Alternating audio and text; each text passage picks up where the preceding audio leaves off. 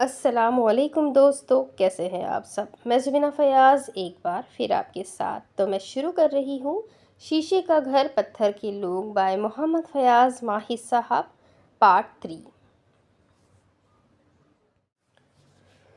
Justice بصیر احمد اپنے دوستوں کے ساتھ ایک کافی شاپ میں موجود تھے کہ نعمان عزت پورے قد و کاٹ کے ساتھ اندر داخل ہوا۔ بصیر احمد جو کہ کافی وغیرہ سے فارغ ہو چکے تھے، نعمان عزت کو آتا دیکھ کر دوستوں سے ایکسکیوز کرتے ہوئے اٹھے اور نعمان عزت کی طرف بڑھ گئے۔ جس قوم کے لیڈر تم جیسے ہوں گے تو پھر اس قوم کا اللہ ہی حافظ ہے، بصیر احمد نے کہا تو نعمان عزت نے آگے بڑھ کر ان کو گلے لگا لیا اور بولے، اور تم جیسے جج جس قوم کو مل گئے ان سائل بیچاروں کے آنسو کون پوچھے گا؟ ترکیب ترکی جواب پر وہاں بیٹھے اعلیٰ سوسائٹی کے لوگ مسکرانے لگے۔ نعمان عزت کی باڈی گارڈز کافی شاپ کے باہر کھڑے تھے۔ اندر کا ماحول پرسکون بھی تھا اور کچھ گرم بھی تھا۔ گیس ہیٹر نے اندر اپنا کام دکھا کر باہر کی سردی کو روکے رکھا تھا۔ بچپن کے دوست اور کلاس فیلوز چلتے ہوئے خالی میز پر بیٹھ گئے۔ کہاں ہو یار، اتنی دیر بعد شکل دکھائی ہے؟ بصیر احمد کا لہجہ شکایت سے بھرپور تھا۔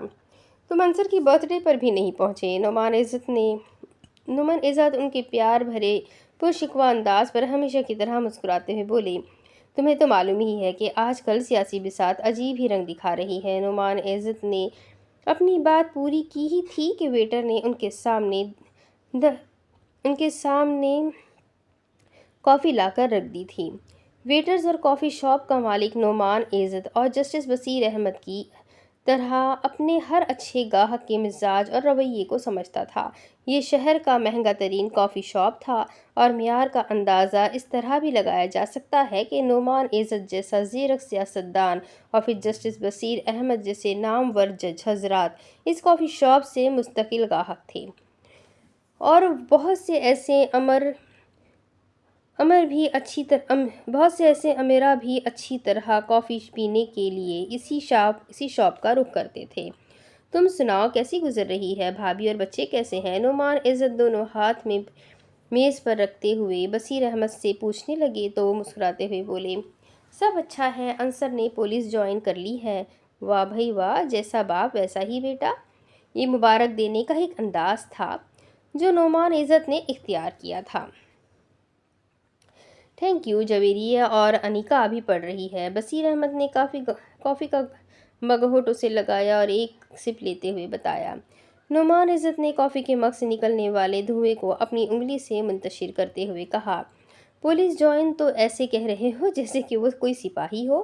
سیدھا سیدھا بتاؤ کس پوسٹ پر ہے میرا بھتیجا؟ نعمان عزت کا دھمکی آمیز لہجہ سن کر جسٹس بصیر احمد ہنستے ہوئے بولے، تم فکر نہ کرو، اپنے کالے کرتوتوں کو چھپا کر ہی رکھو، وہ ایس پی ہے۔ مجھے سبق پڑھانے کی کوشش نہ کرو، مجھے سب معلوم ہے کہ وہ کس جگہ ہے اور کس پوسٹ پر ہے۔ دونوں کے ہی کہے بلند ہوئے تو لوگ ایک بار پھر ان کی طرف متوجہ ہو گئے۔ اچھا تم ایک کام کرو گے؟ بصیر احمد ایک دم سنجیدہ ہو گئے۔ بولو۔ نعمان عزت کافی کا گھونٹ بھر چکے تھے۔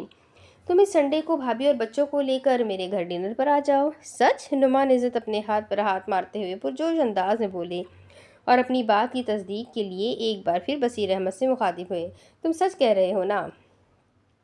اس میں جھوٹ بولنے والی کیا بات ہے؟ بصیر احمد کا انداز سلجھا ہوا تھا۔ تمہارا کوئی اعتبار نہیں ہے نا، میں فیملی لے کر گھر آؤں، تمہارے گھر آؤ اور تم کہہ دو کدھر بھائی، میں تو بچوں اور بیگم کے سامنے ذلیل ہو جاؤں گا نا۔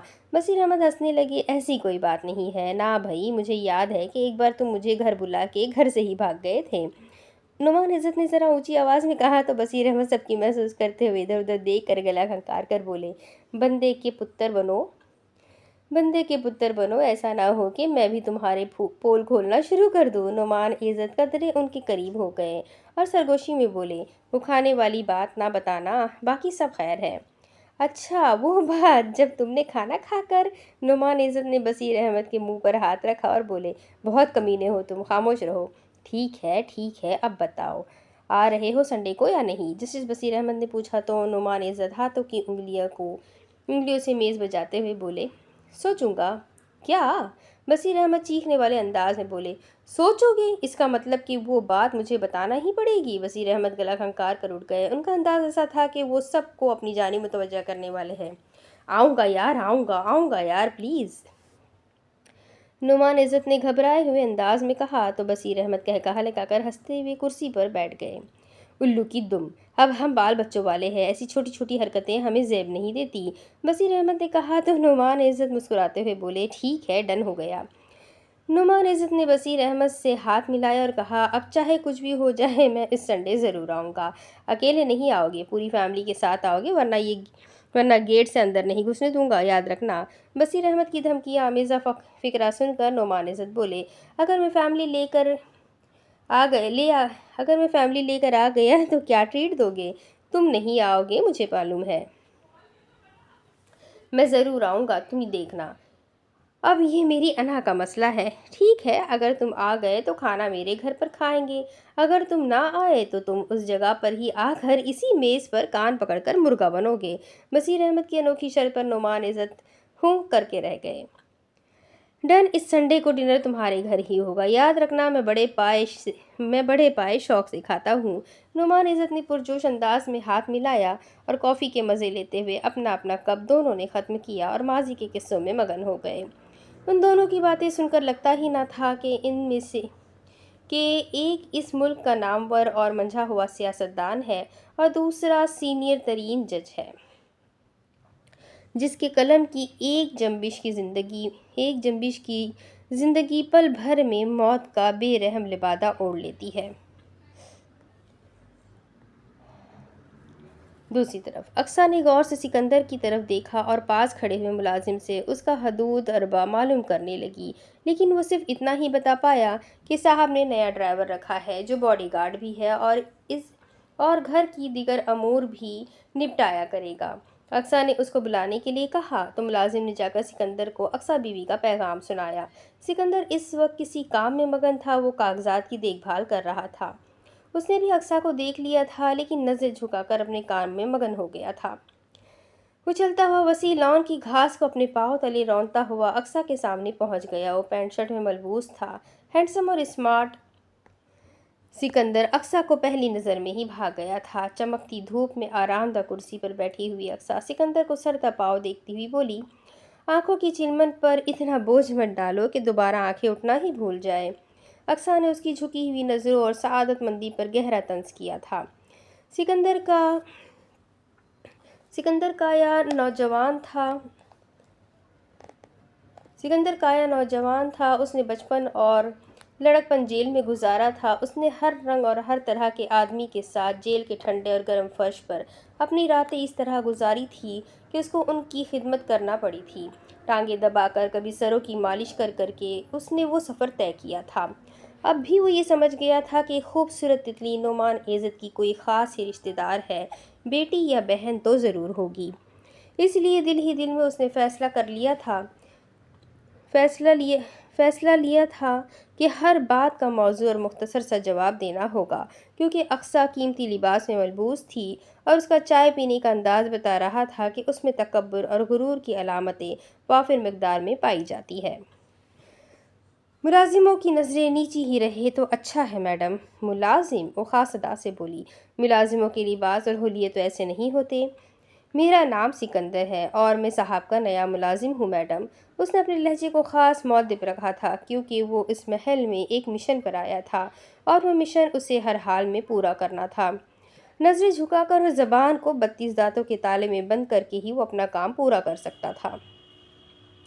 رہی گئی بات حلیے کی، تو میڈم اچھا لباس پہننا میری کمزوری ہے، اسے بہت ہی محتاط رہنے کی ضرورت تھی، اور وہ الفاظ بھی وہ استعمال کر رہا تھا جن سے سامنے والے کو کوئی تکلیف نہ ہو۔ الفاظ سے کھیلنا مجھے بھی اچھا لگتا ہے۔ اقصیٰ اٹھ کر کھڑی ہو گئی تھی، مگر مرد کی نظریں جھکی ہوئی ہو تو یہ مردانہ شان کے خلاف ہے۔ سکندر نے اقصیٰ کی بات سن کر نظریں اٹھائی اور اس کے خوبصورت چہرے پر گاڑ دی۔ جی میڈم، وہ اتنا ہی کہہ پایا تھا۔ میں میڈم نہیں ہوں، میرا نام اقصیٰ ہے، اس ملک کی مشہور ماڈل اقصیٰ سمیع۔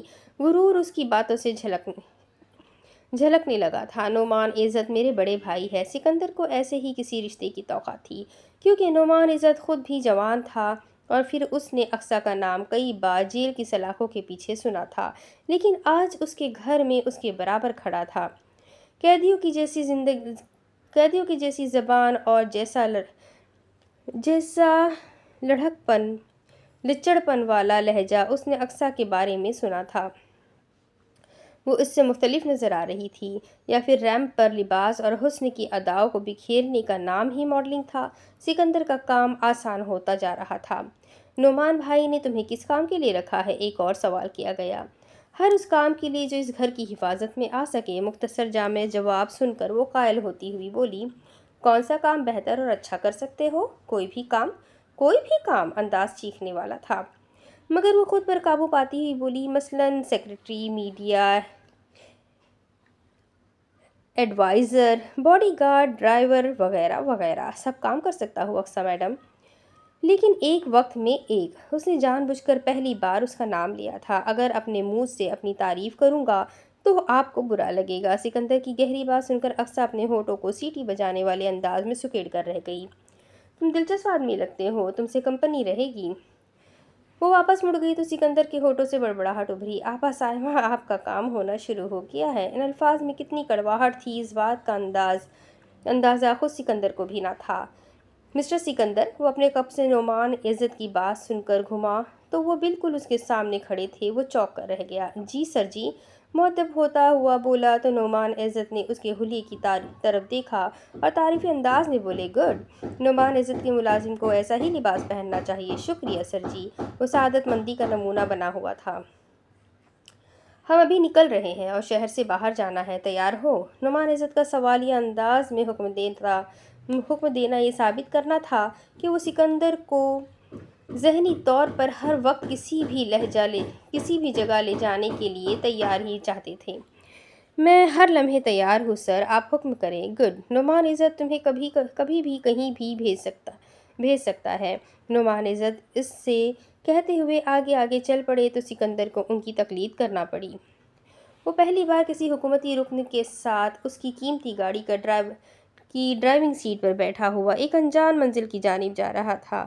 وہ اس وقت نعمان عزت کے برابر میں بیٹھا اپنی بڑی اکلوتی بہن صائمہ کو یاد کرنے لگا، جو اس شخص کی وجہ سے در کی ٹھوکریں کھانے پر مجبور ہو گئی تھی۔ اس نے جیل میں بڑا کٹھن وقت گزارا تھا، اذیت ناک راتوں اور تڑپتے سلگتے دنوں کے ساتھ عملے کی تشدد سہتا ہوا وہ جوان ہوا تھا۔ اس نے جیل میں ہر وہ کام سیکھا تھا جو اس کے کام آ سکتا تھا۔ سب سے پہلے اس نے گاڑی ڈرائیو کرنا ہی سیکھا تھا۔ وہ ایس پی صاحب کی گاڑی چلایا کرتا تھا۔ اس کی قید میں 3 مہینے رہ گئے تو جیلر نے اس کو ایس پی کی گاڑی کا ڈرائیور بنا دیا تھا۔ جیلر چاہتا تھا کہ ڈرائیونگ کے بہانے بھاگ جائے اور پھر اس کو مفرور قرار دے کر کسی مقابلے میں پار کر دیا جائے، لیکن سکندر نے جیل میں رہ کر یہ سارے داؤ پیچ سیکھ لیے تھے۔ وہ ان سب کی پلاننگ سمجھ گیا تھا۔ وہ کئی گھنٹوں ایس پی صاحب کا انتظار کرتا رہتا تھا۔ وہ کسی اہم اجلاس میں یا اس کو آزمانے کے طور پر ایک جگہ کھڑا کر کے جاتے تو وہ گھنٹوں وہیں کھڑا رہا تھا۔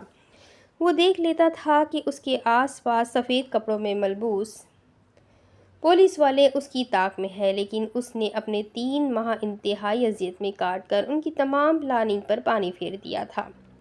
اسے آج بھی یاد آ رہا تھا کہ جب وہ جیل سے نکلنے لگا تھا تو اس کے ساتھی قیدی کو رہائی کی مبارکبادیں دے رہے تھے، لیکن جیلر اور عملہ اس کو گھور رہا تھا۔ وہ جیلر کے کمرے میں پہنچا تو جیلر کے ساتھ ہونے والی گفتگو اس کو آج بھی اچھی طرح یاد تھی، کیونکہ وہ ماضی قریب کی ہی باتیں تھیں۔ تم نے بہت اچھا وقت گزارا ہے، اس لیے تمہاری سزا میں کمی کرتے ہوئے تمہیں رہا کر دیا جاتا ہے۔ جیلر نے اس سے ایک کاغذ پر دستخط کرواتے ہوئے کہا تو وہ مسکراتا ہوا بولا، آپ کی مہربانی ہے جناب کہ مجھے 3 دن قبل ہی رہا کر رہے ہیں، اور میں حکومت کو اس اعلیٰ ظرفی کا قائل ہو گیا ہوں۔ کوشش کرنا کہ دوبارہ جرم کی دنیا میں نہ آنا پڑے۔ جیلر کی بات کو سمجھتا ہوا بولا، جیلر صاحب، میں نے اس جرم کی سزا بھگتی ہے جو میں نے کیا ہی نہیں تھا، لیکن وہ جرم ضرور کروں گا اور آپ سے کبھی بھی ملاقات نہیں ہوگی۔ سکندر کا اعتماد بھرا لہجہ دیکھ کر جیلر دانت پیس کر رہ گیا تھا۔ سکندر مسکراتا ہوا جیل سے نکلا تھا۔ اس نے جیل میں جن لوگوں کی خدمت کی تھی ان میں اس کے بہت سے مہمان بھی شامل تھے۔ وہ 1 ہفتہ تک تو صائمہ کو تلاش کرتا رہا۔ اس کی آخری اطلاع کے مطابق صائمہ ریلوے کوارٹرز میں رہتی تھی اور جسٹس بصیر احمد کے گھر میں گزشتہ 20-22 سالوں سے کام کر رہی تھی۔ اس نے ایک دن صبح صبح سائمہ سے مل کر اپنی رہائی کی اطلاع خوشخبری کی صورت میں دی تھی۔ ان دونوں نے بیٹھ کر نعمان عزت کے بارے میں ڈھیروں باتیں کی تھیں۔ ماضی کو یاد کر کے وہ دونوں بہن بھائی بہت روئے تھے۔ سکندر نے سائمہ کی گود میں سر رکھ کر دل کھول کے آنسو بہائے تھے۔ اس نے ماں کی لوریاں نہ سنی تھی، اس نے ماں کے ہاتھوں سے چوری نہ کھائی تھی، اس نے ممتا کی نرمی و گرمی کا لمس نہ لیا تھا، اس نے اپنی جوانی جیل کی قید سے رہا ہو کر گزارنے کے لیے ایمانداری اور شرافت سے قید کاٹی تھی۔ اس کو جیل کی چار دیواری میں کئی بار ایسے مواقع ملے تھے کہ وہ بآسانی فرار ہو سکتا تھا، لیکن وہ باقی زندگی مفرور بن کر یا پولیس سے چھپ چھپا کر نہ گزارنا چاہتا تھا۔ یہی وجہ تھی کہ تمام قیدیوں کی رپورٹ بناتے وقت جیلر کو مجبوراً اس کی رپورٹ بھی مثبت الفاظ کے ساتھ بنانا پڑی، اور آج وہ اپنے بہترین مشن پر عمل کرنے کے لیے اپنے ٹارگٹ کے ساتھ تھا، لیکن کام بہت کرنے والا تھا، اور اس تمام کام میں ہدایات صرف اور صرف سائمہ کی ہی چلنی تھی، کیونکہ وہی اس کی ماں تھی، باپ تھا اور سب کچھ تھی۔ وہ اس دوران کوئی بھی کام اپنی مرضی سے کر کے بنا بنایا کھیل نہ بگاڑنا چاہتا تھا۔ اس نے ہر بات میں نعمان عزت کی ہاں میں ہاں ملانے کو ہی اپنی کامیابی سمجھی۔ آج اس نے اقصیٰ کو اپنی باتوں سے قائل کرنے کی ہلکی سی کوشش کی تھی، لیکن وہ یہ بھی جانتا تھا کہ اقصیٰ جس فیلڈ میں ہے اس نے اس فیلڈ میں اپنا لوہا منوایا ہے، اور وہ کافی کایا بھی ہے، لیکن سکندر کو پہلی فرصت میں ہی اقصیٰ کا دل جیتنا تھا۔ آپی پلیز بتاؤ نا۔ انیکا ایک کتاب پکڑے اس کی منت کر رہی تھی، لیکن جویریہ تھی کہ ایک ناول پڑھنے میں مگن تھی۔ میں پاپا کو بتاتی ہوں کہ آپی مجھے تنگ کر رہی ہے۔ انیکا سے جب کچھ نہ بن پڑا تو وہ اٹھ کر کمرے سے ہی چلی گئی، تو جویریہ کی دلچسپی کتاب میں اور بھی بڑھ گئی۔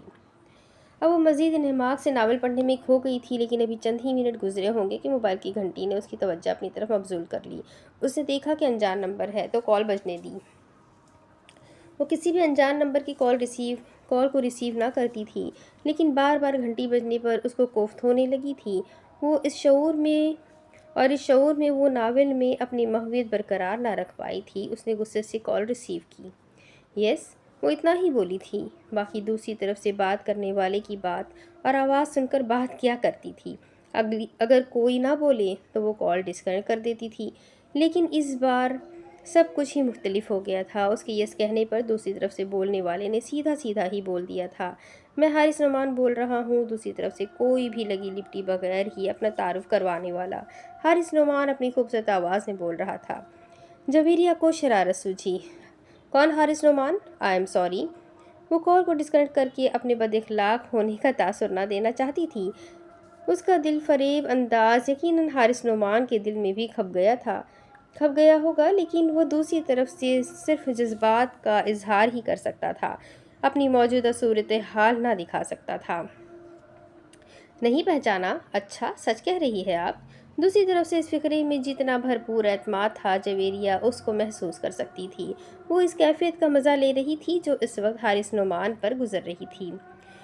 تو پھر ٹھیک ہے، نہیں پہچانا تو میں فون بند کر دیتا ہوں۔ حارث نعمان کی دھمکی کام کر گئی تھی۔ وہ فوراً بولی، میرا نام جویریہ بصیر احمد ہے، اور میں دھمکیوں سے ڈرنے والی نہیں ہوں۔ اس نے تو حارث نعمان کو اپنی طرف سے چڑھایا تھا، لیکن وہ کہا لگا کر ہنستا ہوا بولا، اگر جویریہ بصیر احمد کسی دھمکی سے نہیں ڈرتی تو فون بند کر دے۔ وہ بھی بات کو آگے بڑھانے کا فن جانتا تھا۔ جی کہیے۔ وہ شاید ہار مان گئی تھی۔ مجھے ایک FIR درج کروانا ہے، آپ میری ہیلپ کر سکتی ہے؟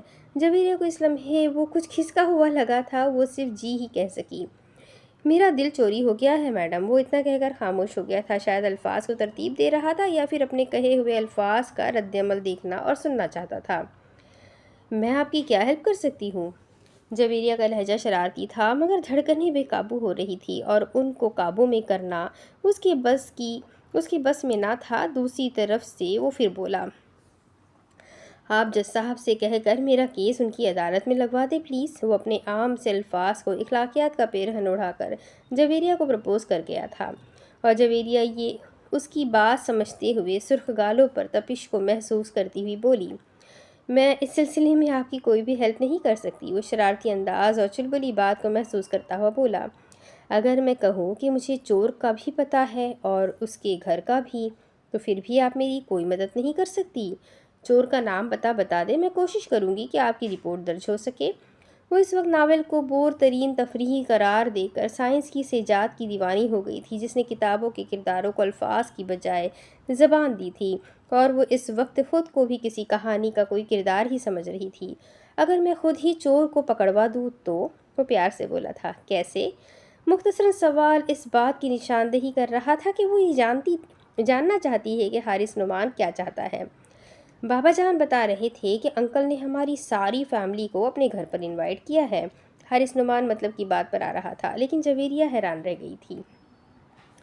انکل، یو مین پاپا نے؟ وہ بوکھلا گئی تھی۔ کیا آپ نہیں چاہتی کہ ہم آپ کے گھر آئیں؟ وہ مسکراتا ہوا بول رہا تھا۔ نہیں نہیں جی، وہ اس نے نہیں نہیں سن کر بولا تھا۔ اس کے جی کہنے میں حیرت نمایاں تھی۔ نہیں، میرا مطلب تھا کہ پاپا نے آپ کی فیملی کو انوائٹ کیا ہے، لیکن گھر میں تو بات نہیں کی ابھی تک۔ وہ اپنی بوکھلاہٹ پر قابو پاتی ہوئی بولی۔ حارث نعمان مسکرانے لگا۔ جسٹس صاحب نے فیصلہ محفوظ کر لیا ہوگا۔ کب آ رہے ہیں آپ لوگ؟ وہ خاصی نروس لگ رہی تھی۔ اسی سنڈے کو آپ سے ملاقات ہوگی آپ کے گھر پر۔ حارث نعمان نے رابطہ منقطع کر دیا تھا۔ جویریہ کے ہاتھ پاؤں پھول رہے تھے، موبائل کو غصے سے دیکھے جا رہی تھی۔ اسے بصیر احمد پر بھی غصہ آ رہا تھا کہ انہوں نے گھر میں کیوں نہیں بتایا کہ نعمان عزت کی فیملی آ رہی ہے اور ان کی دعوت بھی ہے۔ وہ اس بارے میں پاپا سے ضرور پوچھے گی، ضرور پوچھے گی۔ وہ فیصلہ کن انداز میں بڑبڑائی تھی اور انیکا کسی دشمن کے گولے کی طرح دندناتی ہوئی اندر داخل ہوئی۔ آپی آپی، انیکا کی چیختی ہوئی آواز نے اس کو چونکا دیا تھا۔ وہ آفت کی پرکالا اس کے سر پر آدھم کی تھی۔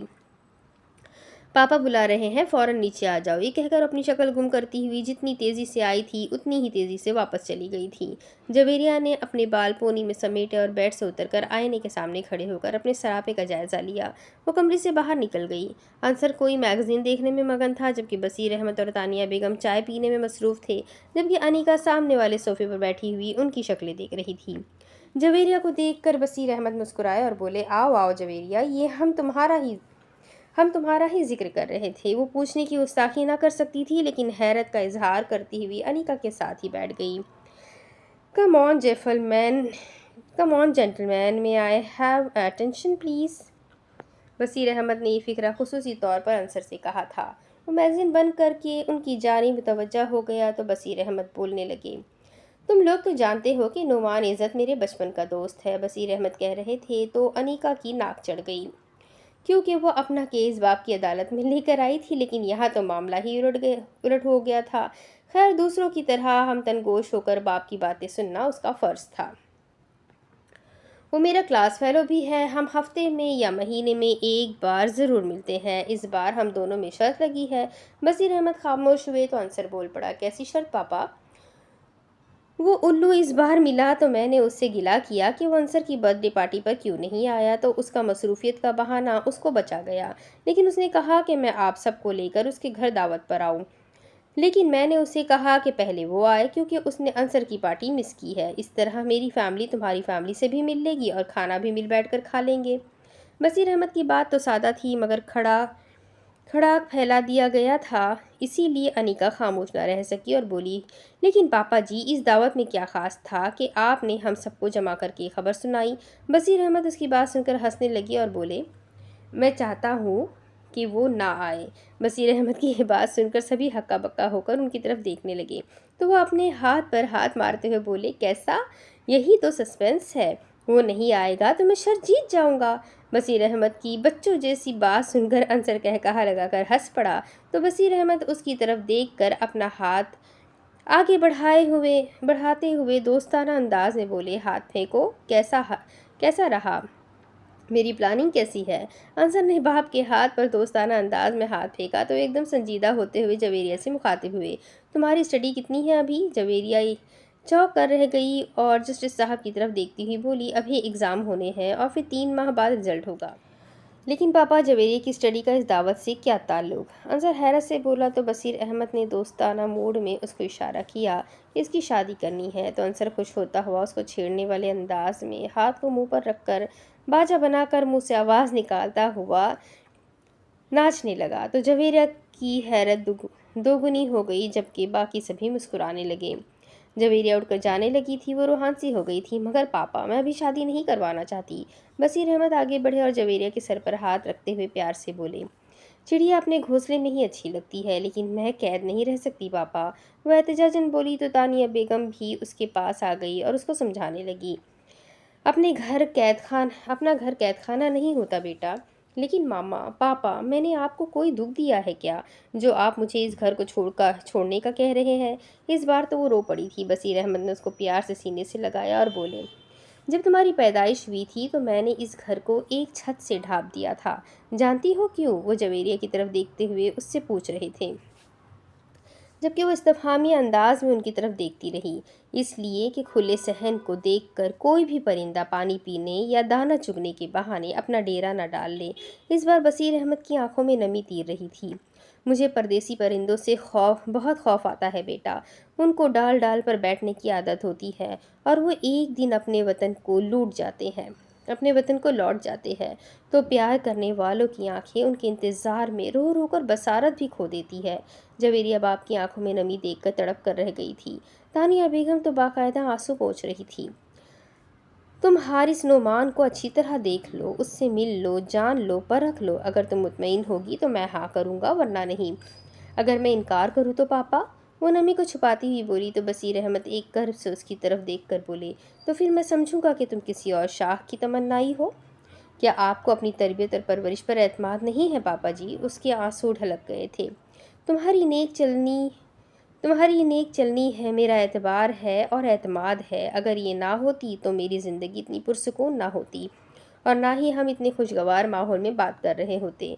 वो बसीर अहमद से अलग होकर तानिया बेगम के गले लग कर रोने लगी तो अंसर बोल पड़ा, पापा ये अदाकारी कर रही है रोने की। अंसर के लुकमे ने जल्दी पर तेल का काम किया। वो रोती हुई अपने कमरे में भाग गई। अनिका भी उसके पीछे ही चली गई तो तानिया बेगम ने अंसर को डांटने वाले अंदाज में कहा, तुम क्यों उसको हर वक्त तंग करते रहते हो? शर्म किया करो, बहन है तुम्हारी।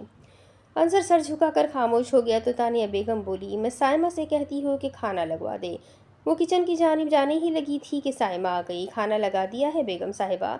ठीक है साइमा, तुम संडे को जल्दी आ जाना, कुछ मेहमान आ रहे हैं, काम थोड़ा ज़्यादा होगा।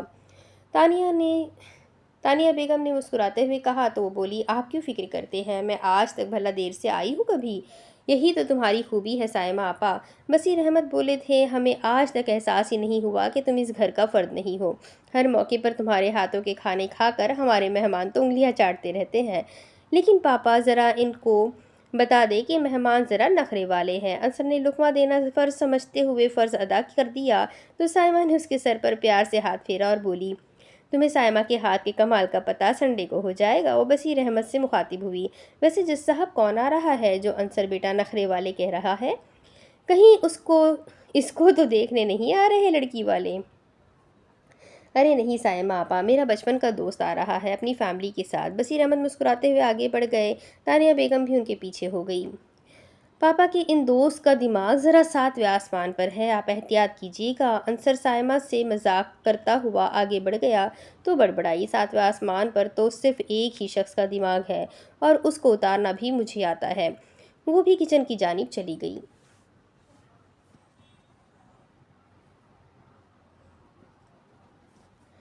अयाज जमील सिराज के मुंह की तरफ देख रहा था जो उसे नुमान इज़्ज़त के घर जाकर उनकी बेटी की ट्यूशन देने का कह रहे थे। तुम्हें अच्छी फीस भी मिला करेगी और इस एक ट्यूशन से आगे और भी ट्यूशन्स मिल सकती है। जमील सिराज मुस्कुराते हुए उसको टाइम बताकर आगे बढ़ गए थे। वो शशोपन में मुब्तला हो गया था कि क्या करे और क्या ना करे।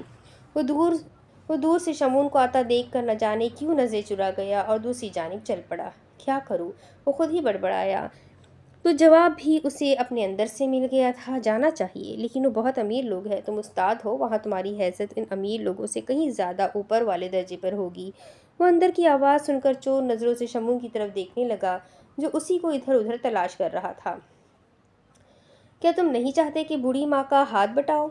वो एक बार फिर अंदर की आवाज़ सुनकर चौंक पड़ा, लेकिन वो आगे कुछ न बोल सका था क्योंकि अंदर की आवाज़ें उसके हर जज्बे पर वज़नी हो रही थी। रेशम की शादी के लिए कुछ रुपए जमा हो जाया करेंगे, माँ की परेशानी कम हो जाएगी। ठीक है, मैं जाऊँगा। वो लोग मुझे खा थोड़ा ही जाएंगे। मैं कॉलेज के बाद ज़रूर जाऊँगा। उसने अपने अंदर के अयाज को जवाब देकर मुतमईन किया और क्लासरूम की तरफ चला गया। شام کو وہ ایک بس کے ذریعے نعمان عزت کی عظیم شان کوٹھی تک پہنچ چکا تھا۔ وہ خاصا نروس اور سہما ہوا لگ رہا تھا۔ اس نے گیٹ پر کھڑے سیکیورٹی گارڈز دیکھے تو اس کی روح ہی فنا ہو گئی تھی۔ وہ واپس مڑنے لگا تو اندر کے بہادر ایاز نے اس کو ڈانٹ دیا۔ تم استاد ہو، استاد کا درجہ ان محلوں سے کہیں اونچا ہوتا ہے، آگے بڑھو۔ وہ ہمت کر کے آگے بڑھا اور ایک گارڈ سے بولا، شمون صاحب سے کہو کہ ٹیوشن پڑھانے کے لیے ایاز آیا ہے۔ لیکن وہ حیران رہ گیا کہ گارڈ نے بڑے گیٹ کا ذیلی دروازہ کھول دیا اور بولا، تشریف لائیے سر۔ وہ گارڈ کی سربراہی میں چلتا ہوا جیسے ہی اندر داخل ہوا تو اس کی آنکھیں کھلی کی کھلی رہ گئی۔ وہ کسی بھی طرح خود کو شمون کی دوستی کے قابل نہ سمجھتا تھا۔ اربوں روپوں کی لاگت سے تعمیر ہونے والی یہ عمارت کسی تاج محل کا منظر پیش کر رہی تھی۔ وہ سہما ہوا اس انداز سے محل کو دیکھ رہا تھا جیسے کہ وہ الف لیلا داستان کا کردار بن گیا ہو۔ وسیع ترین لان اور سلیقے سے قطار در قطار لگے ہوئے درخت، جن میں کھجور، سفیدہ، انگور کی بیلیں اور انار کے درخت بھی شامل تھے۔ گارڈ نے اس کو سامنے والی عمارت کے باہر پڑی ہوئی کرسیوں میں سے ایک کرسی پر بیٹھنے کا اشارہ کیا اور خود اندر چلا گیا۔ اس نے نعمان عزت کو کئی بار ٹی وی اسکرین پر دیکھا تھا، لیکن وہ آج ان کے گھر میں کھڑا تھا، بلکہ ایک اسپیشل پرسن کی حیثیت سے آیا تھا۔ وہ سوچ رہا تھا کہ نعمان عزت کا اگر اس سے آمنا سامنا ہو گیا تو وہ کیا کرے گا؟ وہ ابھی تک شمون کیوں نہیں آیا تھا؟ یہ گارڈ بھی اندر جا کر ہی بیٹھ گیا تھا۔ اس کو طرح طرح کے خیالات آ رہے تھے۔ وہ خوفزدہ لگ رہا تھا۔ اتنی دیر میں اس کی پریشانی ختم ہو گئی کیونکہ شمون اندر سے مسکراتا ہوا برآمد ہوا تھا۔ ایاز اس کو دیکھ کر کھڑا ہو گیا تو شمون نے آگے بڑھ کر اس کو گلے لگا لیا اور بیٹھنے کا اشارہ کیا۔ میں اس عنایت کو کیا سمجھوں شمون؟ وہ رہ نہ سکا اور دل کی بات کر گیا۔ یہ کوئی عنایت نہیں ہے، بلکہ پوری یونیورسٹی میں تم ہی ایسے تھے جو مجھے اس قابل لگے کہ میرے گھر تک آ سکتے ہو۔ یہاں تک شمون کی بات کی گہرائی کو وہ اچھی طرح سمجھتا تھا۔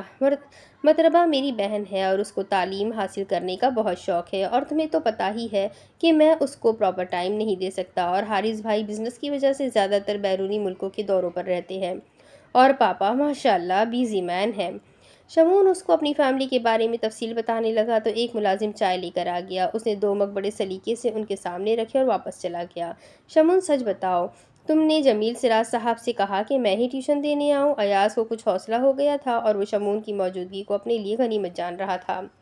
دیکھو ایاز، شمون سنجیدہ ہوتا ہوا بولا، ہم دوست ہیں اور میں نے تم میں ایک بات دیکھی ہے کہ تم کسی کی بھی مدد نہیں لیتے۔ میرا مقصد تمہاری توہین نہیں اور نہ ہی یہ دہراؤں کہ تم غریب ہو۔ تو مقصد سے خودداری اور صاف گوئی کو ترجیح دینا ہے، اور میں کسی بھی طرح نہیں چاہتا کہ میرے گھر تک کوئی ماڈرن یا لفنڈر قسم کا کوئی لڑکا ٹیچر بن کر آ جائے۔ میں نے تم پر کوئی احسان نہیں کیا ہے، یہ تمہارا حق ہے اور تم اس کے حقدار ہو۔ شکریہ شمون، ایاز نے چائے کا گھونٹ بھرتے ہوئے کہا تو مسکراتا ہوا بولا، مجھے شرمندہ نہ کرو۔ اتنی دیر میں مطربہ بھی آ گئی۔ السلام علیکم۔ اس کی شوخی بھری آواز سن کر ایاز نے نظریں اٹھا کر اس کی طرف دیکھا تو مسکان ہونٹوں پر سجاتا ہوا سلام کا جواب دے کر نظریں جھکا کر چائے پینے میں مصروف ہو گیا۔ یہ مطربہ ہے تمہاری اسٹوڈنٹ، اور مطربہ یہ تمہارے ٹیوٹر ہے ایاز احمد صاحب۔ شمون نے ان دونوں کا ایک دوسرے سے تعارف کروایا تو وہ بھی شمون کے ساتھ والی کرسی پر ایاز کے سامنے ہی بیٹھ گئی۔ وہ ایاز کو خاصی گہری نظروں سے دیکھنے لگی تھی اور یہ بات ایاز نے بھی محسوس کی تھی، لیکن وہ نروس ہونے کی بجائے اس سے تعلیم کے بارے میں باتیں کرنے لگا۔ اگر آپ برا نہ منائیں تو ہم اسی لان میں پڑھائی وغیرہ کا سلسلہ شروع کر لیں۔ اس نے مطربہ سے پوچھا تو مسکراتی ہوئی بولی، لیکن یہاں تو سردی ہوتی ہے اور پھر آپ یونیورسٹی ٹائم کے بعد آیا کریں گے، میں بھی کالج ٹائم کے بعد فارغ ہوتی ہوں تو یہاں اندھیرا ہو جایا کرے گا۔ شمون اس کی ہاں میں ہاں ملاتا ہوا بولا، ہاں یار ایاز، ویسے بھی گراؤنڈ میں مناسب تو نہیں لگتا نا؟ ٹھیک ہے پھر جیسے آپ کی مرضی۔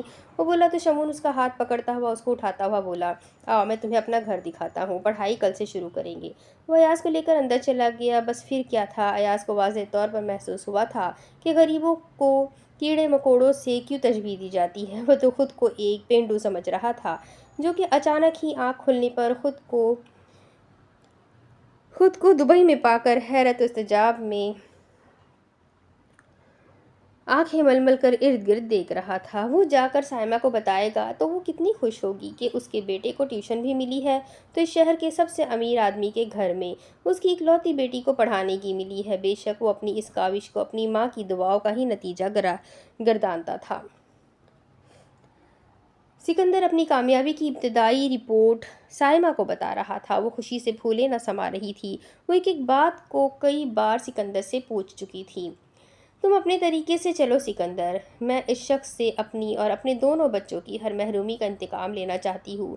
साइमा एकदम संजीदा होती हुई बोली, उसने मेरे बच्चों को भिखारी बनाने में कोई कसर नहीं छोड़ी और मैं उससे ऐसा इंतकाम लूँगी कि उसकी नस्लें भी काँप कर रह जाएगी। तुम फिक्र ना करो आपा। सिकंदर भी कुछ नहीं भूला। मुझे आज भी वो हर बात और हर वो जुल्म याद है जो उस शख्स की खातिर मैंने अपने वजूद पर सहा है। सिकंदर ने कहा, मैं समझ सकती हूँ कि 7 साल की उम्र से जेल में अब तक तुम पर क्या क्या गुजरी होगी। वो रंजीदा हो गई थी। आपा, मैं रातों को उठ कर रोता था तो सिपाही मुझे ठोकरों और घूंसों से मारते थे। सिकंदर रोने लगा था। मैं माँ की गर्म गोद को सर्दियों की ठिठुरती रातों में याद करके दीवारों के साथ टेक लगाकर रोया करता था। साइमा ने उसको अपने गले से लगा लिया और उसके आंसू पोंछते हुए बोली, मैं बहुत मजबूर थी मेरे भाई, तुमसे मिलने नहीं आ सकती थी। मुझे आपसे कोई गिला ही नहीं है, बस तकदीर की सितम ज़रीफ़ी पर दिल कुढ़ता रहा है। मैं अंदर ही अंदर घुलता रहा हूँ आपा। सिकंदर का सर साइमा के कंधे पर था। वो इस वक्त सिकंदर के एक जेल के दोस्त के घर थे और वो दोस्त सिकंदर पर जान छिड़कता था। सिकंदर, तुम इसके घर, फैक्ट्रियों, कारखानों, बिजनेस और दीगर तमाम कामों की तफसील जान लो। उसके इतना करीब हो जाओ कि वो तुम्हारा मोहताज हो जाए। जब लोहा अच्छी तरह गर्म होगा तब तुम देखना कि किस तरह साइमा उस पर ज़ोरदार चोट से उसकी हैयत बदलती है। साइमा ने उसको अपने सामने किया तो आंसू पोंछता हुआ बोला, गुड्डी और पप्पू कैसे हैं? वो रेशम और अयाज के बारे में पूछ रहा था। साइमा मुस्कुराती ही बोली, माशाअल्लाह जवान हो गए हैं। पप्पू तो तुमसे भी बड़ा जवान निकला है और 17वीं में पढ़ता है और गुड्डी अपनी पढ़ाई मुकम्मल कर चुकी है, अब नौकरी की तलाश में है। सिकंदर चौंक गया कि नौकरी की तलाश में है, मगर गुड्डी नौकरी क्यों करेगी आपा? मैं हूं ना, अब कमाने के लिए तुम्हारा हाथ बटाऊंगा, तुम्हें बाकायदा हर माह खर्चा दिया करूंगा। तुम अब उन बच्चों की फिक्रें ना करो। नहीं सिकंदर, साइमा नफ़ी में सर हिलाती हुई बोलने लगी, अभी इस बात का वक्त नहीं आया कि मैं काम काज छोड़कर घर बैठ जाऊं। बच्चों को मुतमईन करना बहुत मुश्किल है, जब वक्त आएगा मैं तुम्हें बता दूंगी। मैं समझता हूँ आपा, तुम भी मजबूर हो, लेकिन पप्पू को कभी भी इस खेल में ना कूदने देना, क्योंकि ये जंग हम दोनों की है और मैं इसको लड़ने की हिम्मत और ताकत रखता हूँ। सिकंदर ने साइमा को हौसला दिया था। अपना ख्याल रखना नोमान, इज़्ज़त बहुत मक्कार आदमी है और उसका बाप उससे भी बड़ा मक्कार है। साइमा सिकंदर को समझा रही थी। वो मुस्कुराता हुआ कहने लगा, मैंने अभी तक इस महल में समीउल्लाह को नहीं देखा, लेकिन जैसे ही वो नज़र आएगा उसे भी उस तरह अपने जाल में कैद करूँगा कि वो बिन पानी की मछली की तरह तड़पता रहेगा। सिकंदर के लहजे की नफ़रत बता रही थी कि उसे गुज़िश्ता 20 सालों के वो तमाम किरदार याद है जो इस कहानी से जुड़े हुए हैं। साइमा उसको ज़रूरी ताकीदें करती हुई वहाँ से निकली और घर की जानिब चल पड़ी। घर पहुंचते ही एक और बड़ी खुशखबरी उसकी मुंतज़िर थी। अयाज मिठाई लेकर आया था। उसने रेशम के लाख इसरार पर भी उसको ना बताया था कि उसको किस घर में ट्यूशन मिली है। वो कहता रहा कि अम्मी आएंगी तो फिर सारी बात नए सिरे से उनको बताना पड़ेगी। रेलवे ट्रैक पर से तेज़ी से गुजरने वाली ट्रेन इस स्टेशन पर ना ठहरती थी, इसलिए यूँ लग रहा था कि क्वार्टर में ज़लज़ला सा आ गया हो, मगर घर के मकीन मुतमईन और पुरसकून अंदाज में ट्रेन गुजर जाने के मुंतज़िर थे। जैसे ही गाड़ी धूल उड़ाकर उस जगह से गुजर गई तो अयाज ने खुशी में दीवाने होते हुए साइमा को बाहों में भरकर ऊपर उठाया और नाचने वाले अंदाज में घूमने लगा। क्या कर रहे हो? मुझे नीचे उतारो, मुझे गिराना है क्या? साइमा मुस्कुरा भी रही थी और बेटे के चेहरे पर फैली हुई खुशी को देखकर दिल ही दिल में अल्लाह ताला का शुक्र भी अदा कर रही थी। अयाज ने उसको धीरे से ज़मीन पर खड़ा किया और अपना सांस दुरुस्त करता हुआ अंदर की जानिब बढ़ गया और उसके हाथ में मिठाई का डब्बा था। उसने मिठाई का टुकड़ा निकाल कर उसको आधा किया और साइमा के मुंह में डाला और फिर बाकी टुकड़ा रेशम के मुंह में डालते हुए बोला, मुझे इतने बड़े घर में मुझे इतने बड़े घर से ट्यूशन मिली है कि आप लोग सोच भी नहीं सकते। वो खुशी से दीवाना हो रहा था। वो रेशम से मुखातिब होता हुआ बोला, आप ही भला गैस करो कि कौन से घर से ट्यूशन मिली होगी। वो इस शहर के चंद बड़े बड़े नामवर लोगों के नाम गिनवाने लगी, मगर वो हर नाम पर इनकार में सर हिला देता। वो चिढ़ सी जाती थी। کیوں تنگ کرتے ہو، بتا دو نا، سائمہ بولی تو اپنے جذبات پر قابو پاتا ہوا بولا، ایاز صاحب کو اس علاقے کے سب سے امیر ترین آدمی اور بااثر سیاستدان نعمان عزت کی بیٹی کو پڑھانے کا چانس ملا ہے اور وہ یہ ذمہ داری نبھانے کے لیے پوری طرح تیار ہے۔ نعمان عزت کا نام سن کر ریشم کا منہ کھلے کا کھلا رہ گیا تھا، جبکہ سائمہ کے دل کی دھڑکنیں یکدم تیز ہو کر سینے میں دھک دھک دھک دھک کی آواز بلند کرنے لگی تھی۔ وہ بھی حیرت و استعجاب سے ایاز کی طرف دیکھتی رہ گئی۔ ایاز مٹھائی کھانے میں مصروف ہو گیا تھا۔ واہ بھائی، کمال کر دیا تم نے تو، ریشم نے ایک ٹکڑا اٹھا کر ایاز کے منہ میں ڈالتے ہوئے کہا، مبارک ہو۔ کیا تم سچ کہہ رہے ہو ایاز؟ سائمہ کو یقین نہ آ رہا تھا، وہ بے یقینی کی کیفیت میں مبتلا ہو کر بیٹی کی طرف دیکھ رہی تھی۔ ایاز اپنی خوشی پر قابو پاتا ہوا بولا، ہاں امی جان، میں سچ کہہ رہا ہوں، میرا یقین کریں۔ اچھا اب اور نہ اتراؤ، ذرا تفصیل سے بتاؤ کہ کیسے تم ان کے گھر تک پہنچے اور کیا ہوا ان کی کوٹھی کیسی ہے، وہ لڑکی کیسی ہے جس کو پڑھانا ہے، ان لوگوں نے تمہاری کیا خدمت کی؟ ریشم نے ایک ہی سانس میں کئی سوال کر ڈالے تو ایاز اس کے منہ پر ہاتھ رکھتا ہوا بولا، امی جی اس کے منہ پر ذرا ٹیپ لگائے، اتنے سارے سوالات، توبہ توبہ، تمہیں تو نعمان عزت کی سیکرٹری ہونا چاہیے۔ سائمہ اس بات پر چونک گئی۔ بتاؤ کیا ہوا ہے؟ سائمہ ابھی تک شاک تھی۔ میں جمیل سراج صاحب سے ملا تو انہوں نے مجھے بتایا کہ تم نے نعمان عزت کے گھر جانا ہے، بس پھر نہ پوچھیں امی کہ میرے ہاتھ پاؤں ہی پھول گئے۔ میں ان کی طرف دیکھتا رہا۔ سائمہ بڑے تجسس سے ایک ایک لفظ سننے لگی تھی۔ وہ ایاز کی بات میں اس فقرے کو ڈھونڈ رہی تھی یا اس فقرے کی متلاشی تھی کہ وہ یہ کہے کہ وہ نعمان عزت سے بھی ملا ہے، لیکن پوری بات ختم ہو گئی تھی۔ نعمان عزت نہ ہی ایاز سے ملا تھا اور نہ ہی ایاز اس سے ملا تھا۔ اس چھوٹے سے کوارٹر میں اتنی ساری خوشیاں آ جائے گی کہ سائمہ کو یقین ہی نہ آ رہا تھا۔ وہ جس نعمان عزت کو تسخیر کرنے کی کوشش کر رہی تھی وہ اتنا ارزاں ہو گیا تھا کہ تقدیر خود بخود اس کو سائمہ کی چوکھٹ کا بھکاری بنانے میں اس کوارٹر کے مکینوں کی مدد کر رہی تھی۔ تم نے شیشے کے گھر میں بیٹھ کر پتھروں سے بنے ہوئے لوگوں کو اپنا دشمن بنا کر بہت بڑی غلطی کی ہے نعمان عزت، سائمہ بڑبڑائی تھی، اس کی بڑبڑاہٹ کوئی نہ سن سکا تھا۔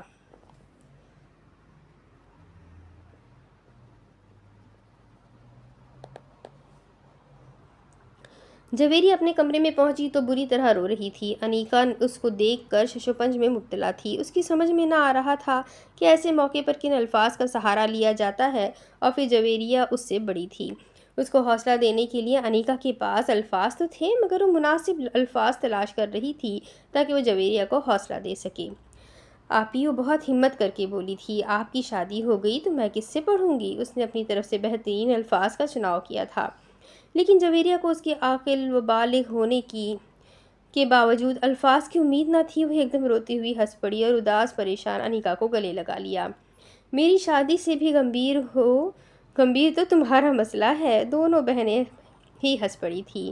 ویسے آپ رو کیوں رہی ہے؟ کیا حارث بھائی اچھے نہیں ہیں؟ اس بار سوال کافی گہرا تھا۔ مجھے کیا پتا کہ وہ اچھے ہیں یا نہیں، وہ انیکا کی طرف دیکھتی ہوئی بولی، میں کیوں کر کہہ سکتی ہوں، میں کون سے ان سے ملی ہوں یا جانتی ہوں؟ جویریہ اب کچھ سنبھل گئی تھی۔ مجھے تو حارث بھائی دیکھنے میں اچھے ہی لگے ہیں، وہ چہکتی ہوئی بولی تو جویریہ نے اس کے سر پر ہلکی سی چپت لگائی اور بولی، دیکھنے میں لڑکے سبھی اچھے لگتے ہیں، مگر شادی کرنا کوئی گڈے گڈی کا کھیل تو نہیں ہے۔ اگر کوئی گڈا برا نکلا تو آپ اپنی گڈی کو اٹھا کر گھر چلے جاؤ گے۔ دیکھو آپی، وہ نامور سیاستدان کا بڑا بیٹا ہے اور آپ اس گھر کی بڑی بہو بن جاؤ گی۔ اب انیکا اس کو چھیڑنے والے انداز میں کہنے لگی، پھر ہر طرف تمہارا ہی رعب ہوگا، ساس بھی پکارا کرے گی، جویریہ بیٹی، کوئی بھی بات کوئی بھی مشورہ کرنا ہوگا تو سب سے پہلے بڑی بہو کو ہی پوچھیں گے۔ بس کرو، تم بولتی بہت ہو۔ جویریہ کا غصہ مصنوعی تھا، وہ خاموش نہ رہ سکی، پھر اپنے مسئلے پر آ گئی، کچھ بتایا نہیں آپ نے، میرا کیا ہوگا؟ عنصر کے بعد تمہاری بھی شادی ہو جائے گی۔ اس بار جویریہ نے اسے چھیڑا تھا۔ آپی پلیز، وہ روحان سی ہونے لگی تو جویریہ نے اس کو مزید چڑھا دیا، اپنی باری پر پلیز، اور مجھے تو ساس بہو مشورے، او ہو، کیوں شرما آ رہی ہے؟ میں نے پھر رو دینا ہے، آپ مجھے تنگ کر رہی ہو نا؟ انیکا واقعی رونے والی ہو رہی تھی۔ نہ تم رونا نہیں، قسم سے بہت بری لگتی ہو، بس ایسے ہی اچھی لگ رہی ہو۔ جویریہ نے بھاپ لیا تھا کہ اگر انیکا رونا شروع ہو گئی تو گھر بھر میں اداسی پھیل جائے گی۔ بتاؤ نا پھر میں کس سے پڑھا کروں گی؟ انیکا پٹری پر آ گئی تھی۔ میں انصر بھائی سے کہہ دوں گی کہ وہ تمہارے لیے کوئی ٹیوٹر کا بندوبست کر دے، جویریہ نے کہا تو وہ اس کا منہ دیکھنے لگی۔ آپ کا مطلب ہے کہ اب میں کسی مرد ٹیوٹر سے پڑھوں گی؟ جویریہ بھی جواباً آنکھیں نکالتی ہوئی بولی۔ تو اس میں حرج کیا ہے؟ وہ مرد ٹیوٹر نہیں تمہیں کھا نہیں جائے گا۔ لیکن آپی، وہ احتجاجاً بولی تو جویریہ نے اسے خاموش کروا دیا۔ میں ابھی ادھر ہی ہوں، شادی کی ابھی بات ہی ہوئی ہے اور تم تو مجھے دفنانے تک پہنچ گئی ہو۔ ویسے جوڑی اچھی لگے گی، حارث بھائی اور جویریہ آپی۔ واہ کیا بات ہے! انیکا اگر بھاگ نہ جاتی تو اس کی کمر پر کشن لگ چکا ہوتا۔ وہ کمرے سے گئی ہی تھی کہ دوبارہ دروازہ کھول کر جویریہ کو چھیڑنے کے لیے آ گئی۔ وہ دروازے میں ہی کھڑی ہو کر بولی، مس جویریہ بصیر احمد، کن خیالوں میں کھو گئی ہیں آپ؟ ابھی حارث بھائی تو آئے نہیں؟ جویریہ نے اس کو غضبناک نظروں سے دیکھا اور اٹھ کر انیکا کے پیچھے دوڑ لگا دی۔ سائمہ کا امتحان تھا کہ وہ آنے والے مہمانوں کو کس طرح اپنے کھانوں سے محفوظ کرتی ہے۔ اس کی بنی ہوئی ڈشز تو بصیر احمد کی فیملی کو بہت ہی سواد دیتی تھی اور ان کے گھر میں آنے والے مہمان بھی لذیذ اور عمدہ کھانوں کی تعریفوں کے پل باندھتے نہ تھکتے تھے، بلکہ کئی بار صاحبان کی فیملی نے تو یہاں تک کہہ دیا تھا کہ بھائی یہ خاصا ماں ہمیں ہی دے دو، لیکن بصیر احمد ان کو کہتے تھے کہ اب وہ اس عمر میں تانیہ بیگم کو کھانے پکانے کی زحمت نہیں دینا چاہتے، تو محفل زعفران بن جاتی تھی۔ سائمہ جانتی تھی کہ بصیر احمد کے گھر آنے والے مہمان نان گرامی کوئی عام سے مہمان نہیں ہوتے، بلکہ امیر کبیر اور سلجھے ہوئے تمام مہمان ہی کھانوں کی تعریف کرتے تھے تو اس کا دل خوش ہو جاتا تھا۔ آج بھی جو مہمان آنے والے تھے، بصیر احمد کی طرف سے سائمہ کو کہا گیا تھا کہ وہ اس کا خاص دوست ہے اور ان کے گھر شاید جویریہ بی بی کا رشتہ بھی ہو جائے۔ اب تو سائمہ کو اپنا ہنر دکھانا ہی تھا۔ وہ کچن میں مصروف تھی کہ انیکا بھاگتی ہوئی آ کر اس کے پیچھے چھپ گئی۔ کیا ہو گیا گڑیا، کیا ہو گیا؟ سائمہ خوشگوار حیرت میں مبتلا ہوتی ہوئی بولی تو انیکا، جو کہ اس کو سائمہ بوا کہتی تھی، اپنی ہنسی پر قابو پاتی ہوئی بولی، سائمہ بوا، وہ آپی جویریہ مجھے مار رہی ہے۔ اس نے ہنستے ہوئے باہر کی جانب اشارہ کیا تو جویریہ غصے میں دندناتی ہوئی کچن کی جانب ہی آتی ہوئی دکھائی دی۔ تو سائمہ نے انیکا پر اپنا دوپٹہ ڈال دیا اور جویریہ کی طرف متوجہ ہوئی۔ کیا بات ہے جویریہ بی بی؟ اماں، ادھر انیکا تو نہیں آئی؟ سائمہ کے دوپٹے کے نیچے اشارہ کرنے سے پہلے ہی جویریہ نے دیکھ لیا تھا کہ انیکا وہیں چھپی ہوئی ہے، لیکن وہ نظر انداز کرتی ہوئی واپس پلٹی۔ میرے ہاتھ آ جائے تو اس کو کھا جاؤں گی۔ جویریہ کے واپس پلٹ جانے پر انیکا سائمہ کی چادر سے نکلی اور خوش ہوتے ہوئے اس کے ہاتھ پر ہاتھ اس انداز میں مارا کہ ان کی پلاننگ سے جویریہ اس کو ڈھونڈ نہیں سکی۔ اب دیکھنا سائمہ بوا، کتنا مزہ آئے گا جب آپی کو دیکھنے والے مہمان آئیں گے۔ انیکا خوشی سے بولی تو سائمہ پوچھے بغیر نہ رہ سکی، کہاں سے مہمان آ رہے ہیں بیٹی؟ جج صاحب کے تو پاؤں ہی زمین پر نہیں پڑ رہے۔ پاپا کے دوست ہیں، ان کی فیملی آ رہی ہے دعوت پر، پاپا کا خیال ہے کہ آپی کی شادی ان کے گھر میں کر دی جائے۔ آپ کی تیاری مکمل ہے نا بوا؟ انیکا محبت سے سب کچھ بتاتی ہوئی کچن سے باہر نکل گئی۔ اب آگے اقصیٰ نے گاڑی ایک جگہ پر رکوائی اور پچھلی سیٹ سے اتر کر آگے سکندر کے برابر بیٹھ گئی۔ چلو، وہ ایک لفظ ہی بولی تھی کہ سکندر نے گاڑی گیئر میں ڈالتے ہوئے پوچھا، کدھر جانا ہے میڈم؟ وہ اس کی طرف ایک خاص ادا سے دیکھتی ہوئی بولی، اس سے پہلے کہاں ڈرائیونگ کرتے رہے ہو؟ میں اس سوال کا مقصد نہیں سمجھا میڈم۔ سکندر واقعی حیران تھا۔ اگر میں کہوں کہ شالیمار مارکیٹ چلو تو راستہ تمہیں معلوم ہے کیا؟ اقصیٰ نے اپنا سوال واضح کیا تو مسکراتے ہوئے بولا، گاڑی کا اسٹیئرنگ سکندر کے ہاتھوں کا محتاج ہے اور راستہ خود بخود ہی اس گاڑی کے لیے بنتا جائے گا۔ اس نے گاڑی شالیمار مارکیٹ جانے والے راستے پر موڑ دی۔ تمہیں اپنی شخصیت پر اتنا غرور ہے؟ اقصیٰ غور سے اس کی طرف دیکھ رہی تھی۔ غرور نہیں میڈم، اعتماد ہے، وہ پورے اعتماد لہجے میں بولا تھا۔ اس سے پہلے کہاں نوکری کی ہے؟ اقصیٰ نے اس بار اپنے گلاسز کو درست کرتے ہوئے سوال کیا تو مسکراتے ہوئے بولا، جیل میں تھا۔ اقصیٰ ایک دم چونک کر اس کو دیکھنے لگی۔ اس کو 440 وولٹ کا کرنٹ لگا تھا۔ وہ اس جھٹکے سے نہ نکلی تھی کہ وہ پھر بولا، قتل کے جرم میں عمر قید کاٹ کر آ رہا ہوں۔ نعمان بھائی کو پتہ ہے؟ وہ بمشکل تھوک نگلتی ہوئی بولی تو وہ قہقہہ لگا کر ہنسنے لگا، لیکن اقصیٰ کی موجودگی نے اس کو سوری کہنے پر مجبور کر دیا۔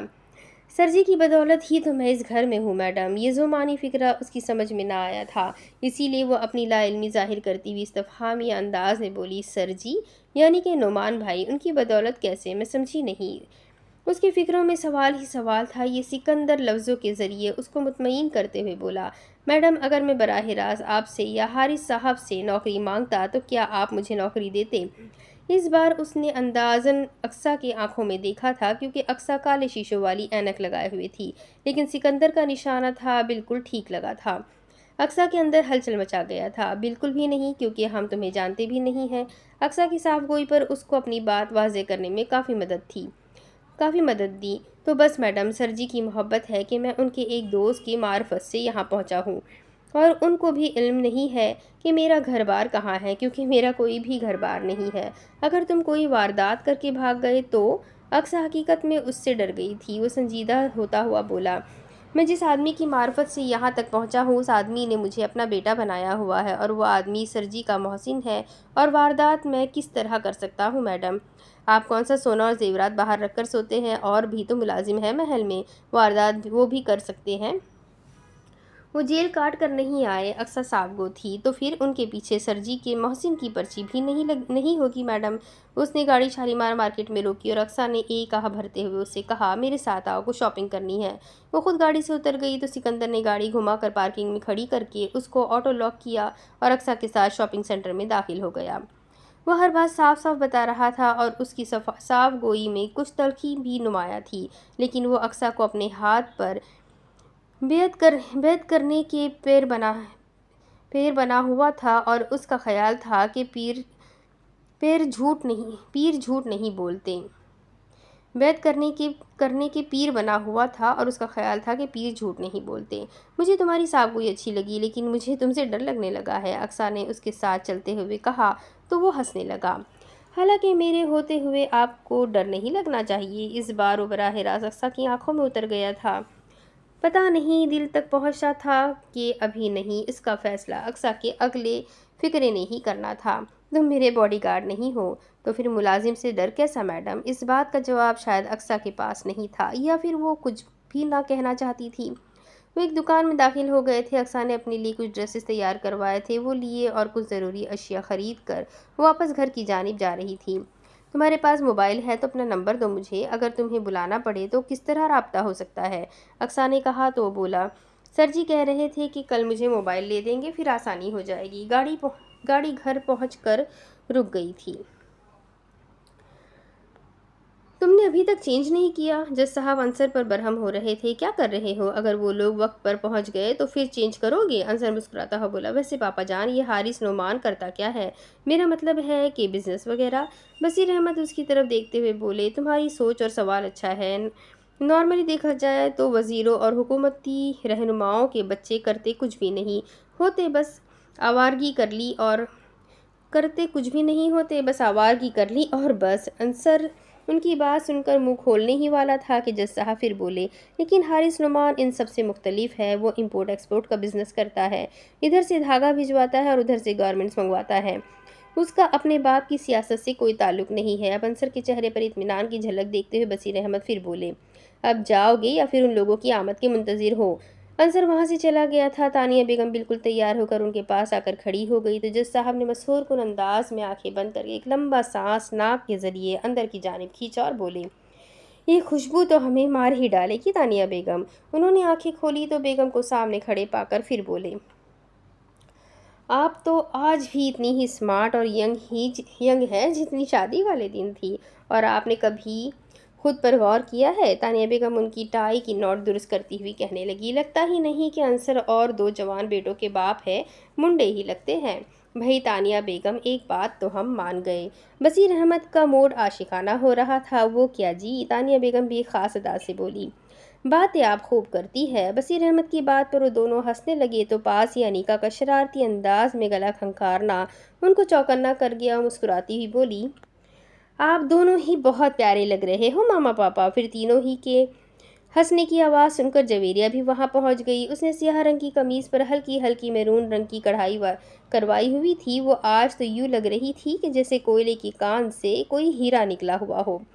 پاپا جان، آپ انکل نعمان سے کنفرم کر لیں کہ وہ لوگ آ بھی رہے ہیں یا نہیں، انیکا نے جویریہ کو چھیڑنے والے انداز میں کہا تو بصیر احمد ہنستے ہوئے ان دونوں سے مخاطب ہوئے، میں اپنی دونوں بیٹیوں کے لبوں پر اسی طرح ہنسی اور مسکان دیکھنے کی دعا کرتا ہوں، اور پاپا جان، ہم بھی آپ کی محبتوں بھرا سایہ اپنے سروں پر قائم رہنے کی دعا کرتی ہے۔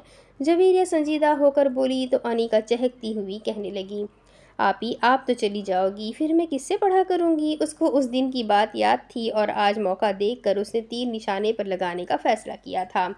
تم کیوں فکر کرتی ہو، کوئی نہ کوئی ٹیوٹر رکھ لیں گے بیٹا۔ تانیہ بیگم نے اس کی بات سنتے ہی کہا تو فکر مندی سے بولی، تو کیا میں مرد ٹیوٹر سے پڑھوں گی؟ کوئی سینئر استاد کا انتظام ہو ہی جائے گا۔ تم تو ایسے کہہ رہی ہو کہ جیسے آج ہی جویریہ کی رخصتی ہے۔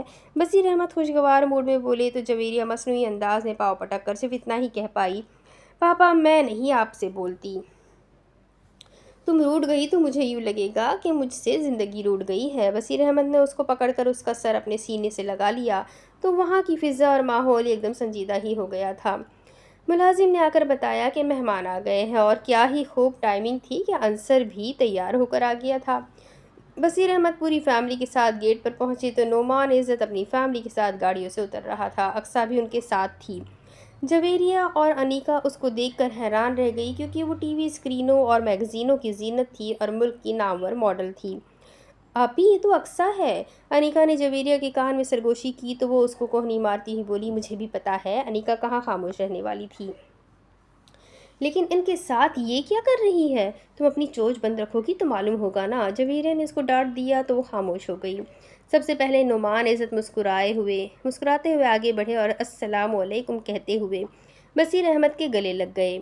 پھر باری باری سب لوگ سلام کرتے ہوئے گیٹ سے اندر آ چکے تھے۔ تانیہ بیگم اور جہان آرا بیگم بھی کشادہ دلی سے ملی تھیں۔ اقصیٰ اور مطربہ نے جویریہ اور انیکا سے ہاتھ ملائے، جبکہ شمون اور حارث نے انصر اور بصیر احمد سے گلے ملنے کے ساتھ ساتھ ہاتھ بھی ملائے۔ ایک ملازم نے پھولوں کی ٹوکری اور دیگر ایسا سامان لا کر رکھ دیا جسے دیکھ کر بصیر احمد نعمان عزت سے مخاطب ہوئے، تم گدھے ہی رہنا۔ گدھا میں ہوں کہ تم ہو؟ اپنے گھر بلا کر بچوں کے سامنے مجھے گدھا کہہ رہے ہو؟ نعمان عزت مسکراتے ہوئے بولے تو بصیر احمد کو ایک دم احساس ہوا تو شرمندگی سے بولے، میرا مطلب تھا کہ ان تکلفات کی کیا ضرورت تھی؟ اب گھر کے اندر بھی لے جاؤ گے یا یہیں سے فارغ کر دو گے بھائی؟ نعمان عزت نے بصیر احمد کی بات کو نظر انداز کرتے ہوئے کہا تو سبھی مسکرانے لگے۔ اسی دوران حارث اور جویریہ کی نظریں دو چار ہوئی تو پسندیدگی کے تاثر کو چھپا نہ سکا، اور جویریہ نے بھی محسوس کیا کہ حارث اس پر فریفتہ ہو چکا تھا۔ نعمان عزت نے مطربہ جہاں آرا اور اقصیٰ کا تعارف کروایا تو جویریہ اور انیکا کی اوہ کی آواز ہی دونوں سن سکی تھی۔ مطربہ بھی کافی پیاری لگ رہی تھی، لیکن سب سے زیادہ پیاری وہ انصر کو لگی تھی۔ وہ چور نظروں سے اس کو پسندیدگی کی نظروں سے دیکھ رہا تھا، اور مطربہ بھی پہلی ہی نظر میں گھائل ہو گئی تھی۔ نعمان عزت اور بصیر احمد اپنے ماضی کے قصے بتا کر بچوں کو محفوظ کر رہے تھے، جبکہ ملازموں کی دوڑیں لگی ہوئی تھیں۔ مہمانوں کی بہترین مشروبات سے خدمت کی گئی تھی۔ جویریہ اور مطربہ کی چند ہی لمحوں میں دوستی ہو گئی تھی۔ انیکا اور اقصیٰ بھی کسی لا حاصل گفتگو سے دل بہلا رہی تھی۔ تانیہ بیگم نے 2-3 بار کچن میں جا کر سائمہ سے کھانوں کے متعلق بریفنگ بھی لے لی تھی، اور اس کے تسلی بخش جواب نے ہی تانیہ بیگم کو مطمئن کر دیا تھا۔ مجھے یقین نہیں تھا کہ تم آؤ گی، بصیر احمد نے کہا تو نعمان عزت ہنستے ہوئے بولے، اب تیار ہو، تم شرط ہار چکے ہو، اب کافی شاپ میں بات ہوگی۔ دونوں کے کہکہے بلند ہوئے تو انصر اور حارث ان کی طرف دیکھتے ہوئے مسکرا کر باہر لان میں چلے آئے۔ وہ ایک دوسرے سے بزنس، سیاست اور دیگر امور پر باتیں کر رہے تھے کہ انصر کے موبائل پر بیل ہونے لگی۔ وہ ایکسکیوز کرتا ہوا کال سننے میں مصروف ہو گیا تھا۔ جبکہ حارث نعمان کی نگاہ سامنے کھڑی جویریہ پر پڑ گئی تو وہ اس کو ایسا لگا کہ وہ چند ثانیے پہلے اسی کو دیکھ بھی رہی تھی اور مطربہ سے باتیں بھی کر رہی تھی۔ حارث کے ہونٹوں پر مسکان پھیل گئی تھی۔ شمون دونوں بوڑھوں کی باتیں غور سے سن رہا تھا اور محفوظ بھی ہو رہا تھا۔ حارث نے دیکھا کہ مطربہ بھی کسی سے موبائل پر بات کرنے لگی ہے تو وہ چلتا ہوا جویریہ کے پاس پہنچا، جو پھولوں کی کیاری کے پاس کھڑی خود بھی ایک پھول ہی لگ رہی تھی۔ پھول مجھے بھی اچھے لگتے ہیں۔ اس نے گلا کھنکار کر بات کا آغاز کیا تو جویریہ مسکراتی ہوئی بولی، پھول تو ہر کسی کو اچھے لگتے ہیں، لیکن مزہ تو تب ہے کہ کانٹوں سے بھی محبت کی جائے۔ گہری بات تھی، اور حارث نعمان کو جویریہ کا لب و لہجہ ہی بھا گیا تھا۔ لڑکی کے ساتھ لوہا بھی تیر رہا ہو تو اس کا مطلب یہ نہیں کہ ان دونوں کی منزلیں الگ الگ ہیں۔ شاید جویریہ کو یہ مثال سمجھ نہ آ سکی تھی۔ میرا مطلب بحری جہاز سے تھا، وہ اپنی بات کو سمجھانے والے انداز میں بولا۔ منزل تک پہنچانا تو پائلٹ یا کپتان کی ذمہ داری ہوتی ہے، لوہا اور لکڑی تو ایک بہانہ ہوتا ہے۔ وہ نظریں جھکاتی ہوئی بولی تو وہ مسکرانے لگا، بالکل اسی طرح جس طرح یہ دعوت۔ وہ حیرت سے نظریں اٹھا کر اس کی آنکھوں میں دیکھنے کی چور ہی ہوئی تھی۔ کہ دل کی مندر میں گھنٹیاں بجنے لگیں۔ جی، وہ اتنا ہی کہہ کر اپنی بے ترتیب دھڑکنوں پر قابو پانے کی کوشش کرنے لگی۔ تقدیر ہمیں بار بار کیوں ملوا رہی ہے جویریہ، کبھی سوچنا ضرور۔ اس نے پہلی بار جویریہ کا نام لیا تھا اور اس کے منہ سے اپنا نام سن کر جویریہ دھیرے سے بولی، آپ نے سوچا ہے؟ وہ اس خوبصورت جواب کی توقع ہی کر رہا تھا، اسی لیے اس کے پاس الفاظ پہلے سے ہی موجمع تھے۔ تقدیر مہربان ہے تو پھر میں اس کی نافرمانی کیوں کروں؟ اگر میں تمہیں، اس نے اس انداز میں کہا کہ جویریہ کی سانسیں اس کے حسن کو بے ترتیب کرنے لگی اور بے قابو دھڑکنوں پر قابو پاتے ہوئے وہ حارث نعمان کو گھائل کر دینے والی استفہامی نظروں سے دیکھنے لگی۔ اس کا انداز ایسا تھا کہ وہ اپنی بات پوری کیوں نہیں کر رہا۔ اس کی نظروں سے چھلکنے والی بے تابی اور بے قراری حارث نعمان کے دل میں گھر کر گئی۔ اگر میں تمہیں پرپوز کروں تو؟ جل ترنگ سا بجا تھا جو دل میں جھرنوں سے گرنے والی دھاروں سے پیدا ہونے والے شور کی مانند گونجنے لگا تھا۔ وہ مشکل تھوک نگلتی ہوئی وہاں سے اندر کی جانب چل دی۔ میں انتظار کروں گا۔ گویا کہ حارث نعمان کی آواز دھیمی تھی لیکن جویریہ کی سماعتیں اسی جانب تھیں۔ وہ واپس مڑی اور چند ساعتوں کے لیے ٹھہری، نظریں اٹھائی اور پیار نچھاور کرنے والے انداز میں حارث نعمان کو اسی لمحے کچھ بھی کہے بغیر اس کی بات کا جواب دیا اور واپس اندر چلی گئی۔ حارث نعمان وہیں کھڑا تھا اور وہیں کھڑا ہی رہ گیا۔ جویریہ کب کی جا چکی تھی لیکن اس کی خوشبو اس ماحول میں ابھی تک بسی ہوتی تھی، لیکن وہ ان کہی باتوں کی طرح اپنی آنکھوں کی زبان سے وہ کچھ کہہ گئی تھی جس کی حارث نعمان کو امید تو تھی لیکن اتنی جلدی جواب مل جانے کی شاید توقع نہ تھی۔ اس میں کوئی شک نہ تھا کہ کھانا بہترین تھا، ہر ڈش کو بڑی محنت اور مہارت سے تیار کیا گیا تھا۔ مہمانوں کا تو دل چاہتا تھا کہ انگلیاں ہی چاٹ جائے، لیکن ان کا اسٹیٹس اس بات پر مجبور کر رہا تھا کہ ٹشو کا استعمال ہی ان کے لیے فائدہ مند رہے گا۔ تو بھئی بصیر احمد، اس میں کوئی شک نہیں کہ کھانا بہت مزیدار ہے۔ میرا خیال ہے کہ تمہارا خاصا ماں تمہاری صحت کا خاصا خیال رکھتا ہے۔ تمہارا عزت نعمان عزت مسکراتے ہوئے کہنے لگے تو بصیر احمد بولے، وہ میرا خاصا ماں نہیں ہے بلکہ ہمارے گھر کی ایک فرد کی طرح ہی ہے۔ میں تو کہتا ہوں جج صاحب کہ یہ خاصا ماں ہمیں ہی دے دو یار۔ نعمان عزت واقعی کھانوں کے گرویدہ ہو گئے تھے۔ ایسا کھانا میرا خیال ہے کہ 20-25 سال بعد کھایا ہے۔ اس بات کی ماضی میں کیا حیثیت تھی یہ تو کسی کو بھی معلوم نہ تھا، لیکن جیسے ہی سائمہ چائے کی ٹرالی لے کر ڈرائنگ روم میں داخل ہوئی تو بصیر احمد بول پڑے، لو بھئی نعمان، میرے گھر کے اس فرد سے بھی ملو جو ہمیں لذیذ کھانے مہیا کرتا ہے۔ نعمان عزت کی پشت چونکہ سائمہ کی طرف تھی، وہ گردن گھما کر دیکھنے لگے تو ان کو بے ساختہ ہو کر کھڑے ہونا پڑا۔ یہی حالت سائمہ کی بھی تھی۔ اس کو معلوم ہی نہ تھا کہ وہ جن مہمانوں کے لیے کھانے تیار کر رہی ہے وہ نعمان عزت کی فیملی ہے، اور نعمان عزت کی سانسیں پھولنے لگی تھی۔ وہ حیرانگی سے سائمہ کی طرف دیکھے جا رہے تھے۔ ان کے دل و دماغ میں گھنٹیاں سی بجنے لگی تھی، لیکن یہ گھنٹیاں خطرے کی تھی۔ اس بات کو نعمان عزت خوب سمجھ رہے تھے، جبکہ باقی لوگ ان کی اس حالت سے محفوظ ہو رہے تھے کہ نعمان عزت کو خاصا ماں کے کھانے تو لذیذ لگے ہی تھے، اب اس کی صورت بھی اتنی بھاگ گئی تھی کہ وہ آنکھیں جھپکنا بھی بھول گئے تھے۔ لیکن ماضی ایک کربناک چیخ بن کر ان کے دماغ میں ابھرا تو نعمان عزت بمشکل تھوک نگل کر واپس مڑے اور اپنی جگہ پر ڈھیر ہو گئے۔ اب اس کے آگے کی کہانی میں آپ کو اگلی قسط میں سناتی ہوں کہ اب آگے اور کیا باقی ہے، آخر کیا انتقام ہے، کیا ریونج ہے سائمہ کا نعمان عزت سے، یہ جاننا بہت ضروری ہے۔ تو میرے ساتھ بنے رہیں، ویڈیو کو لائک کر دیں، چینل کو سبسکرائب کر دیں۔ اگلی ویڈیو میں پھر ملیں گے، تب تک کے لیے اپنا خوب سارا خیال رکھیں، مجھے بھی دعاؤں میں یاد رکھیں۔ اللہ حافظ۔